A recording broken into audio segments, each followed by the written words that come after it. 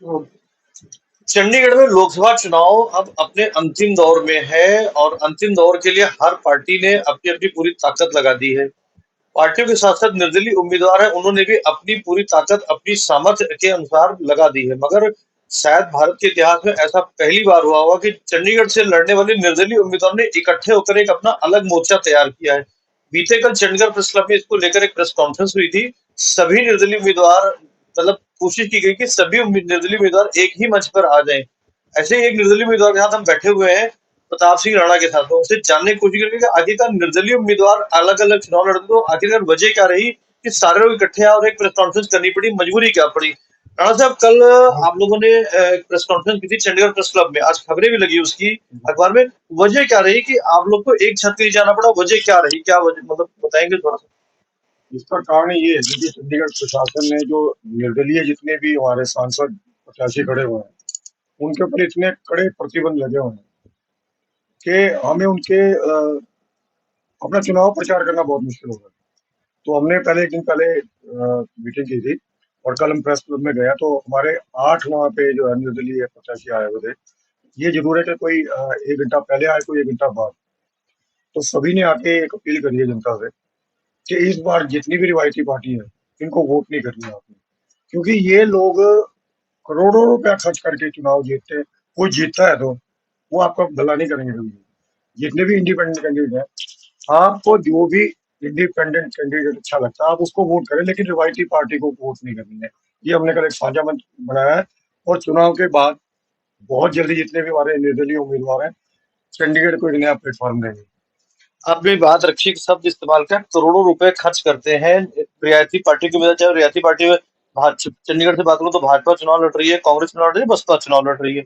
मगर जब खर्चे की बात अगर मैं करूं, देखूं अगर, तो आपके सब थोड़ा सा झूठे से हो जाते हैं। क्यों ये बात कर रहा हूं मैं? जो क्योंकि चुनाव आयोग में जो खर्चा सबमिट हुआ है, भाजपा के उम्मीदवार की तरफ से करीब 13 लाख रुपए खर्च हुआ है, कांग्रेस के उम्मीदवार की तरफ से 5 लाख रुपए खर्चा दिखाया गया है। इस तरीके से और भी खर्चे इस तरीके से दिखाए गए, तो करोड़ रुपए कैसे खर्चे, तो आप आरोप लगा रहे हैं उनके ऊपर। जी हाँ, बिल्कुल। अगर इलेक्शन कमीशन अपनी आंखें खोल के पूरा चंडीगढ़ का भ्रमण करे, पहली बात तो आपको मैं बताता हूँ कि जो पार्टी का कैंडिडेट जिस दिन डिक्लेयर हो जाता है ना, खर्चा उसके ऊपर जुड़ना शुरू हो जाता है। इन्होंने खर्चा दिखाया है नॉमिनेशन फाइल करने के बाद का।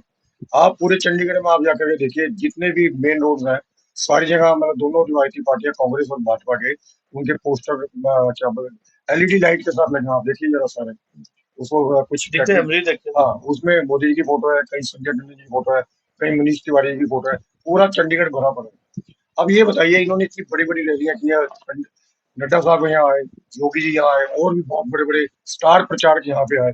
अभी पीछे योगी जी आगे गए हैं, उनका हेलीकॉप्टर का खर्चा। इलेक्शन कमीशन की एक क्लियर गाइडलाइन है, अगर मंच से कोई स्टार प्रचारक प्रत्याशी का नाम लेता है और प्रत्याशी मंच पे मौजूद है, तो सारी रैली का खर्चा जो है वो प्रत्याशी के ऊपर पड़ेगा। लेकिन अब क्या ये संभव है? मैं छोटा सा मतलब मध्यम वर्ग के परिवार से चुनाव लड़ रहा हूँ। मेरा एक हफ्ते का खर्चा, सिर्फ एक हफ्ते का खर्चा 1,13,000 आया है। और वो इतने, आप देखिए, कहीं भी रैली में निकलते हैं, उनकी टोपियां देखिए, उनकी टी शर्टें देखिए, वो इलेक्शन कमीशन को या तो नजर नहीं आ रही, क्या नजर जानबूझ के नजरअंदाज किया जा रहा है। और हमें छोटी छोटी परमिशन, आपको मैं बताता हूँ, अभी मैंने कल एक परमिशन कैंसिल कराई है। कल की मेरी एक परमिशन मैंने अप्लाई की हुई थी, झुग्गी झोपड़ी है जो इंदिरा कॉलोनी की, आपने देखी होगी। हम्म। आप वहां बताइए कौन सा पार्क है या क्या कमेटी का खर्च हो रहा है, ऑलरेडी वहाँ झुग्गी झोपड़ी है। हमने परमिशन मांगी, हमने वहाँ पे एक छोटा सा एक लोगों को संबोधित करना है। उसके लिए उन्होंने कहा 3510 रुपये जमा कराओ, 3510 रुपये जमा कराओ। हमने कहा भी वहां तो कुछ चीज है ही नहीं, किस चीज के जमा कराएं। इससे पहले एक दिन पहले शिवालिक पार्क की हमने परमिशन मांगी, मनी मांगा की। तो उन्होंने परमिशन जो दी है उसमें लिख दिया adjoining parking, Shivalik park adjoining parking. जब हम वहाँ गए तो उन्होंने कहा भी आप पार्क के अंदर नहीं कर सकते, पार्किंग में कर दो। हम 3510 रुपये, 3550 रुपये किस चीज के दे रहे हैं? हम इस चीज के दे रहे हैं कि अगर पहली बात तो हमारे पास छोटी सी साउंड है, पोर्टेबल साउंड, ना कोई हमने कुर्सी लगाई, ना कोई दरी बिछाई, ना कोई पब्लिक को हमने इकट्ठा गैदर किया। हम तो घूम घूम के छोटी उससे अपना जो साउंड थी, हम्म। लोगों को अपना मैसेज दे रहे थे। उसके 3550 रुपये हमने चार्ज दिए। ठीक है जी। और उसके बाद फिर झुग्गी झोपड़ी में हमने जो परमिशन है फिर 35। मतलब एक गरीब आदमी पहले तो हिम्मत कर रहा खड़े होने की, हमें तो परमिशन है 3550, 35। इनका क्या है कि आपको बताऊं, इलेक्शन कमीशन की अलग गाइडलाइन है, चंडीगढ़ प्रशासन की अलग गाइडलाइन है, एमसी चंडीगढ़ की अलग गाइडलाइन है, ट्रैफिक चंडीगढ़ की अलग गाइडलाइन है और चंडीगढ़ पुलिस की अलग गाइडलाइन है। सिंगल विंडो सिस्टम बनाया हुआ जरूर है, लेकिन जो परफॉर्मर में जो लगा रखा है ना, आप उसको फुलफिल करते पूरा दिन बैठे रहो। मैन पावर आपको पता है, हजार प्रत्याशी जो खड़ा होता है उसके बाद कितनी मैन पावर है वो एक दिन। अच्छा देखो टाइम कितना रखा हुआ है, या तो आप 8 घंटे में या 9 घंटे में परमिशन दे रहे हो।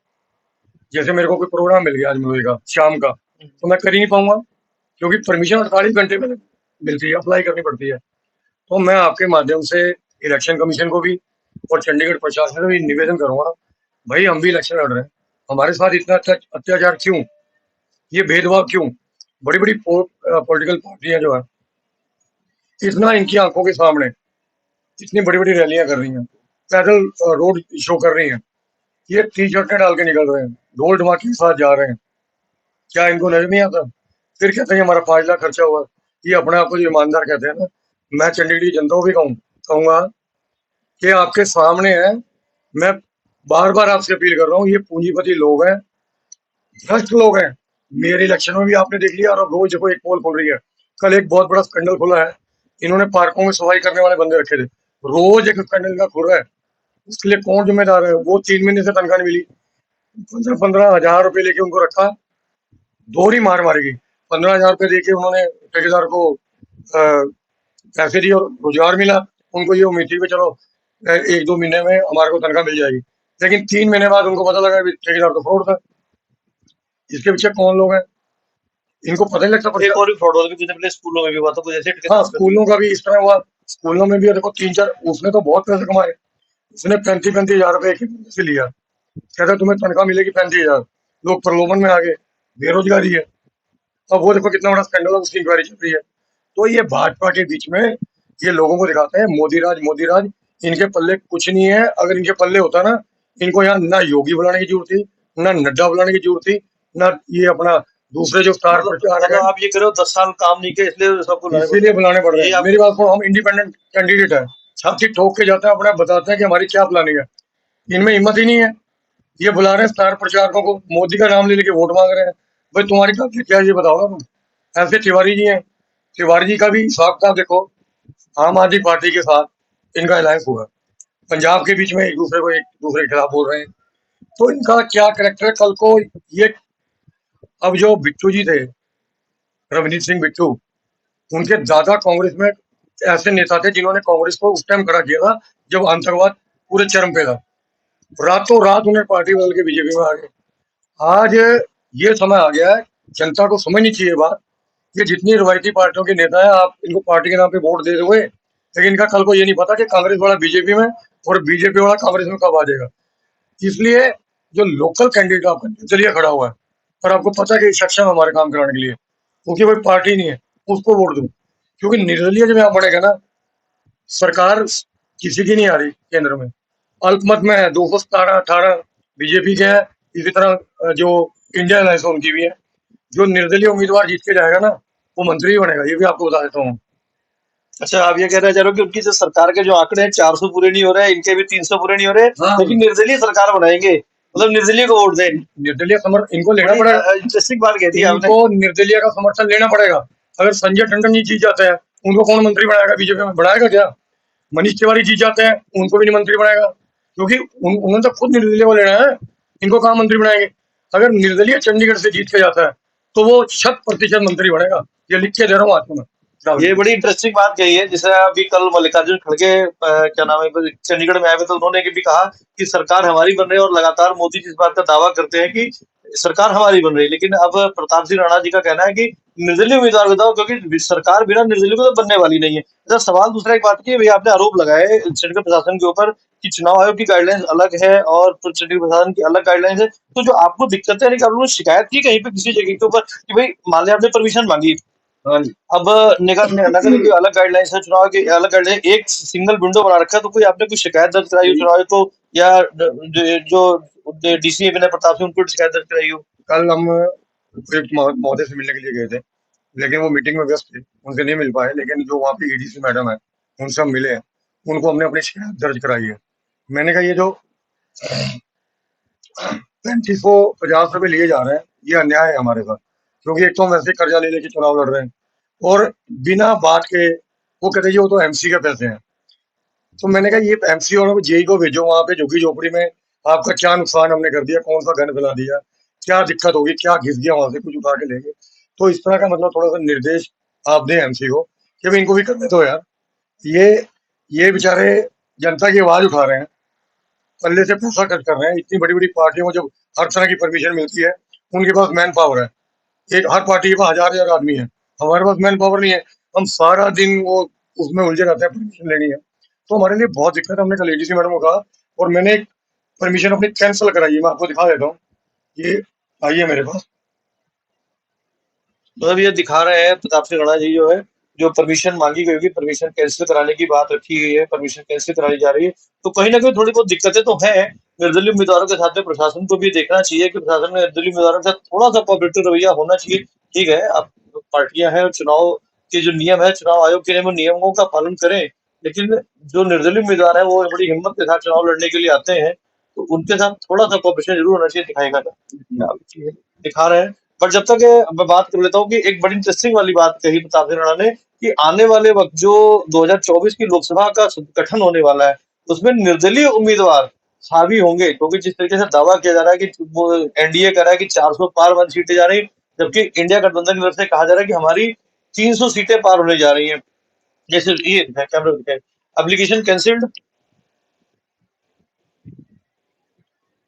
और ये मैं आपको खोल के जाता हूँ भाई, मैं इससे एप्लीकेशन कैंसिल्ड करके लिखा हुआ है, यहाँ पे लिखाया था ये ये पढ़ स्क्रीन लीजिए। के ऊपर भी हम दिखा देंगे, आपको स्क्रीन पर भी दिखा देंगे, और ये मैं क्योंकि मोबाइल पे मैंने दिखा रहा हूँ। 3550 जमा नहीं कराए, मैं लिख करके आया हूँ कि मैं पैसे जमा नहीं कराऊंगा, क्योंकि वहां पे है ही नहीं कुछ एमसी का, झुग्गी झोपड़ी में हम जा रहे हैं और ये हमारी परमिशन कैंसिल कर दी है।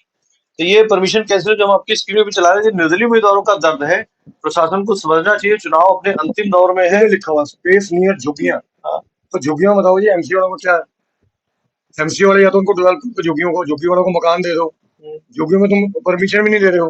कितने दुख की बात है कि वहां पॉलिटिकल बंदा तो पहुंच जाए, निर्दलीय विधायक तो ये पार्टियां पार्टियां तो भी तो जाके करती ये वहां तो पे, जाते हैं, ये इनको जाते, परमिशन मिल जाती है, ये तो लेते ही नहीं परमिशन।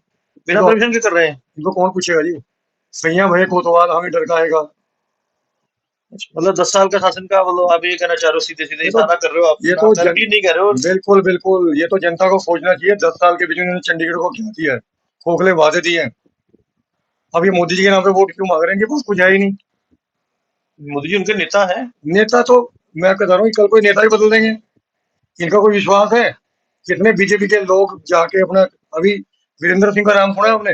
बीजेपी में मंत्री रहे हैं, आज वो कांग्रेस में चले गए हैं। कल को हो सकता है संजय टंडन जी कांग्रेस की पार्टी सरकार आ रही है, वो हो सकता है कांग्रेस में मिल जाए जाके। कोई तो बात नहीं है, आप निर्दलीय को चुनिए, देखिए सक्षम कौन नहीं, है। अब तो कांग्रेस वाले लोग आ रहे हैं सब मोदी जी की वो देख करके आ रहे हैं कि जी भाजपा बड़ा विकासवाद करती है, उनके हृदय परिवर्तन हो जाता है, तो इसलिए आ जाते हैं सारे। अभी वो आए सुभाष चावला जी आए मैं कांग्रेस क्या छोड़ कह रहा हूँ करके। ना, ये आ रहे हैं जा रहे हैं, आ रहे हैं जा रहे हैं, उधर से भी आ रहे हैं उधर भी जा रहे हैं।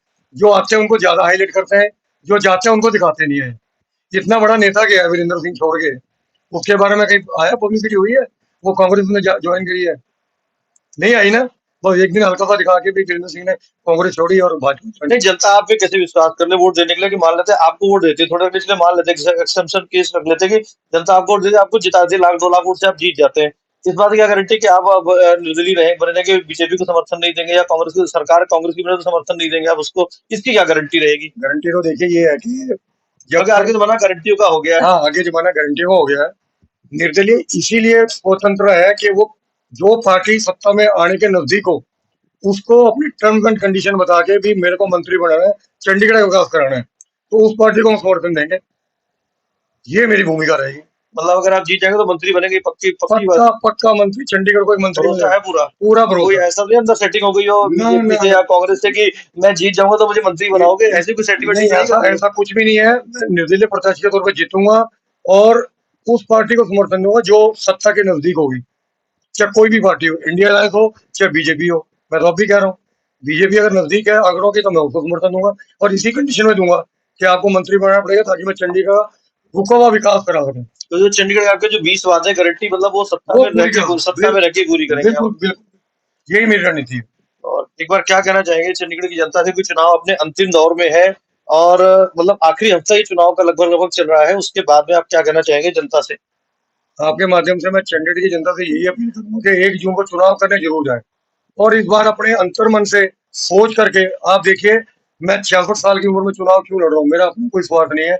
मैं चाहता हूँ कि दुनिया के जाने से पहले ना मैं चंडीगढ़ के लोगों को ऐसा काम कर दूं कि आने वाली पुश्तें याद करें भी यहाँ कोई आदमी काम करके गया था। आपसे निवेदन है कि पहली तारीख को 11 नंबर पे जो बटन है ऑटो रिक्शा का, ऑटो रिक्शा मेरा चुनाव चिन्ह है, उसका बटन दबाएं और मेरे को भारी बहुमत से जिताएं। आपका बहुत बहुत धन्यवाद, शुक्रिया। हम भी चंडीगढ़ की जनता से इस बात की अपील जरूर करेंगे कि 1 जून को छुट्टी का दिन है, इतवार का दिन पड़ रहा है। चंडीगढ़ की जनता आमतौर पर घूमने निकल जाती है, तो घूमने मत जाइए इस बार। इस बार की छुट्टियों को आप देश के लिए न्यौछावर कीजिए। ये मतदान का दिन है, मतदान जरूर करें, क्योंकि आपका एक-एक वोट सरकार बनाता है, एक-एक वोट से सरकार बनती है। जैसे एक क्रिकेट में एक-एक रन इम्पोर्टेंट होता है, वैसे ही देश चलाने के लिए एक-एक वोट इम्पोर्टेंट होता है।